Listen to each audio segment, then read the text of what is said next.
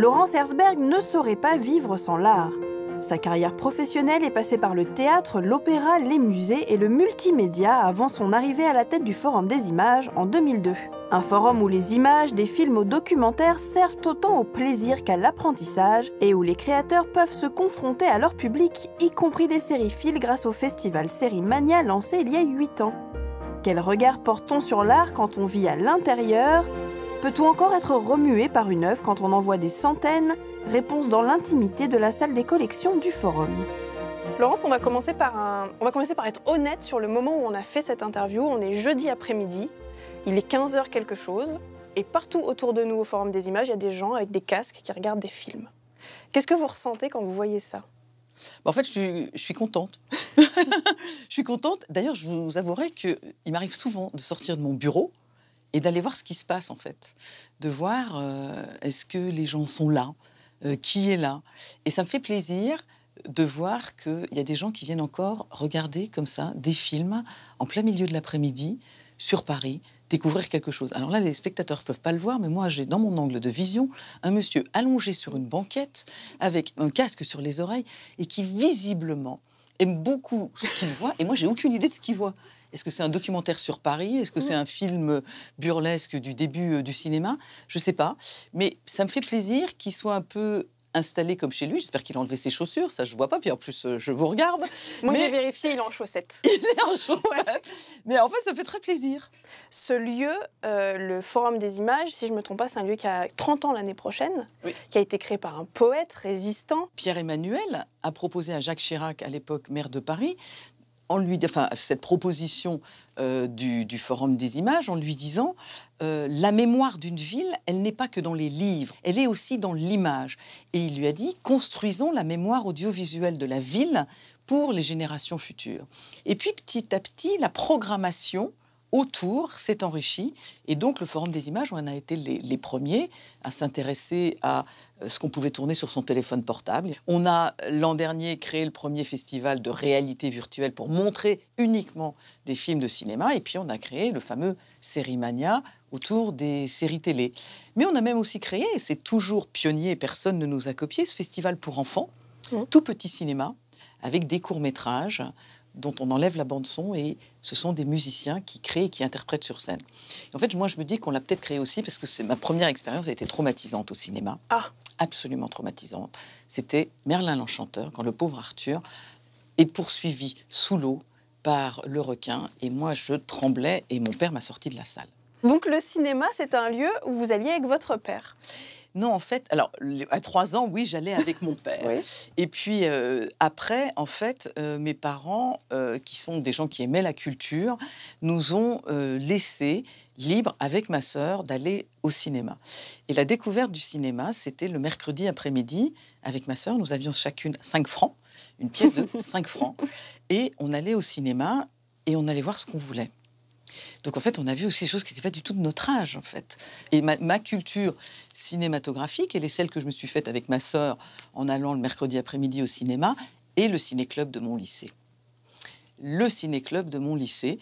Alors, il faut imaginer quand même une espèce de vieux rétroprojecteur qui faisait un boucan d'enfer, une salle de classe, des chaises, etc. Mais on était là. On avait, à l'époque, envie de rester dans son lycée après les heures de cours.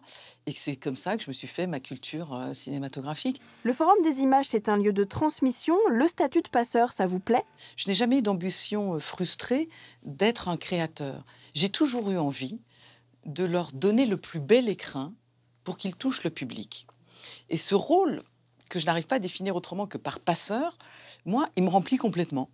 Si on regarde le programme de cette année, qui est très très beau et très varié, mais comme ça a toujours été à Série Mania, on sent que il n'y a pas de chouchou, quoi. Tout le monde a le droit de parler, tout le monde peut trouver sa place. Et l'ouverture cette année, se fait avec The Leftovers. C'est une série qui fait beaucoup réfléchir à soi-même. Est-ce que ça vous sert aussi à ça, le cinéma? Ça renvoie, en fait, c'est un miroir qui vous interroge, en fait. The Leftovers, elle est très troublante, parce que ces gens disparaissent, mais la série va s'intéresser non pas à pourquoi ils ont disparu, mais qu'est-ce qui se passe quand on est survivant d'une catastrophe comme celle-là? Comme d'un seul coup, cette scène, je la garde toujours, de cette femme qui prépare à manger pour ses enfants, dans la première saison, qui se retourne et d'un seul coup, ces enfants ne sont plus là. Et ça, c'est un drame intime. Comment on va vivre avec ça? Qu'est-ce que l'on va faire? Comment collectivement on va s'en sortir? Du coup, la réponse collective de la société est la réponse individuelle. Et moi, elle me renvoie un miroir qui tout le temps m'interroge. C'est la place de l'individu dans la société. So this is the last time we're ever going to see each other, huh? What do you mean? Just the world is ending. Oh, yeah. Il y a quelque chose qui est très curieux sur la série, c'est en fait, comme vous vous accrochez, comme vous vous identifiez à tous ces personnages, vous avez, quand la fin, notamment, ou quand un épisode ne vous convient pas, une réaction comme si elle vous appartenait. Je me souviens d'avoir parlé avec David Chase l'an dernier, qui était le président du jury, aussi meurtri que Damon Lindelof, sur la manière dont la fin des Sopranos avait été accueillie, avec tout le monde qui lui était tombé dessus, parce que la fin ne leur convenait pas. Et chez Damon Lindelof, c'est la même chose. Sur Lost, c'est vrai qu'il a dû aussi, à un moment, arrêter de regarder les journaux, arrêter de répondre aux journalistes, etc., pour se protéger. Vous en regardez beaucoup des séries. C'est quoi votre réaction face à une fin de série? En fait, je vais avouer que je ne vois jamais, en fait. Les fins? Les fins. Ah, vous n'avez pas le cœur brisé? Non, je n'ai pas le cœur brisé. Je ne peux pas voir les fins. Je ne peux pas voir les fins. Je ne peux pas aller jusqu'à 6 ou 7 saisons, en fait. Ce que je regarde, c'est toutes les séries du monde entier. Oui. Et elles ont toutes aussi 2, 3, 4, 5 saisons. Donc, en fait, je regarde, je ne vais jamais jusqu'à la fin. Je vais rarement. Nuançons. Il y a des exceptions. Il y a des exceptions. Mad Men, j'ai tout vu. J'ai du mal à saisir comment vous pouvez garder, entre guillemets, l'innocence de la spectatrice avec un regard professionnel en même temps.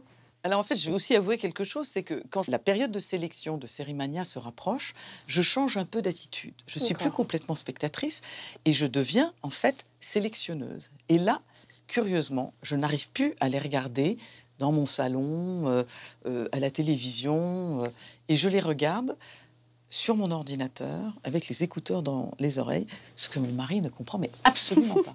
Et je lui dis, mais je travaille là.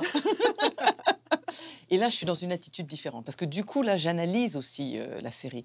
Qu'est-ce qu'elle amène de nouveau? Où va nous amener la narration? À quel moment elle démarre vraiment? Mais du coup, je les regarde effectivement, alors pardon, dans mon lit, l'ordinateur sur les genoux, les écouteurs dans les oreilles. Et là, je suis en train de travailler.